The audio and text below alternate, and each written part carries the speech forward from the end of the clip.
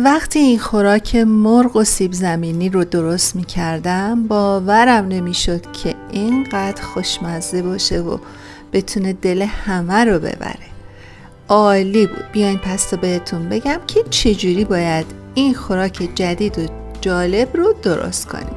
دوستای خوبم سلام، من شف نسرینم و دلم میخواد توی این کلیپ بهتون یاد بدم که چجوری با پوره سیب زمینی و مرغ یه خوراک جدید و جالب، یه فینگر فود به تمام معنا جدید و خوشمزه درست کنیم. برای شروع مرغ ها رو تکه تکه کردم، با پیاز تفت داده شده اون رو هم تفت دادم، بهش آبیشن اضافه کردم، فلفل دلمه‌ای و ربم اضافه کردم، اجازه دادم گوشتای مرغ بپزه. راستی قارچم داشت. حالا دیگه مرغ آماده است، همراه با پنیر پیتزا و سیب زمینی های رنده شده.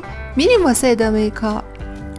به جای گوشت مرغ میتونید از گوشت چرخ کرده هم استفاده کنید. روغن هم من کنار دستم داشتم، به اضافه ادویه ها، نمک و فلفل و پودر آبیشن و پودر سیر که یکی یکی استفاده میکنم. خب به پوره سیب زمینی این ادویه هایی رو که توی کپشن هم براتون نوشتم اضافه کردم. حالا خوب اونها رو مخلوط میکنیم. برای اینکه به خوبی مخلوط بشه داخل کاسه خوشگلی ریختم. آخ چقدر این کاسه من قشنگه بچه، خودم خیلی دوستش دارم، دلم میخواد خیلی غذا توش درست کنم. خلاصه با نمک و فلفل مخلوطش کردم. یک کمی شل بود، بهش پودر نشاسته هم اضافه کردم، بعد بهش شیک دادم و کف سینی فر رو من چرب کردم. حالا گلوله های سیب زمینی رو داخلش گذاشتم و با پشت استکان به اون نقش دادم و فشارش دادم.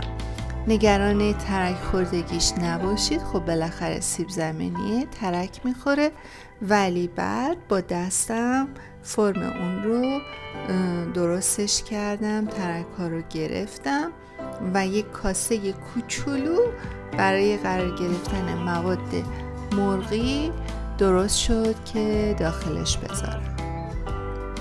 میبینید چقدر قشنگ فرم میگیره. این استکانم کفش خیلی خوشگل بود، نقش و نگار داشت، ولی از هر وسیله‌ای میتونید استفاده کنید. گاهی هم دستم رو چرب کردم تا بتونم خوشگل‌تر بهش فرم بدم. خلاصه سیب زمینی ها رو گذاشتم داخل فر.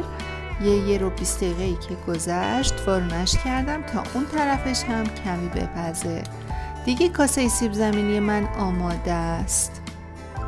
کمی سس کفش زدم، سس گوجه پخشش کردم و بعد از اون مایه مرغمون رو که هر چی فکر کنید داخلش ریخته بودم، مثل ذرت، مثل قارچ، فلفل دلمه‌ای، پیاز سرخ شده، ریختم داخلش. بچه‌ها راستی توصیه بکنم، بهتره که برای این جور خوراک ها از فیله مرغ استفاده کنید تا زودتر بپزه، لطیف باشه، سریع شما رو به نتیجه برسونه. بعد از اون سینه مرغ بهترین جای مرغ برای این نوع خوراک هست.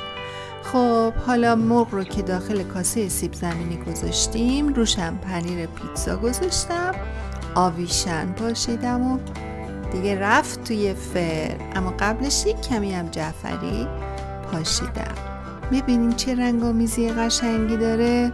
دیگه غذای من آماده شد. میتونم الان دیزاینش کنم به شکلی که دوستش دارم. یه سینی درست کردم، کاهو و خیار و گوجه رو توش تزیین کردم و بعد هم این سیب زمینی های خوشمزه رو داخلش گذاشتم. میشه بهش بگیم تارت سیب زمینی با مرغ.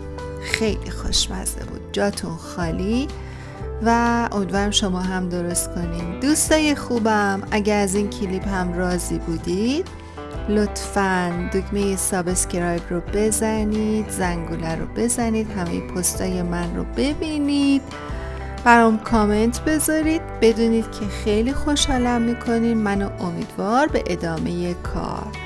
بدونید که خیلی دوستتون دارم و تمام تلاشم رو میکنم.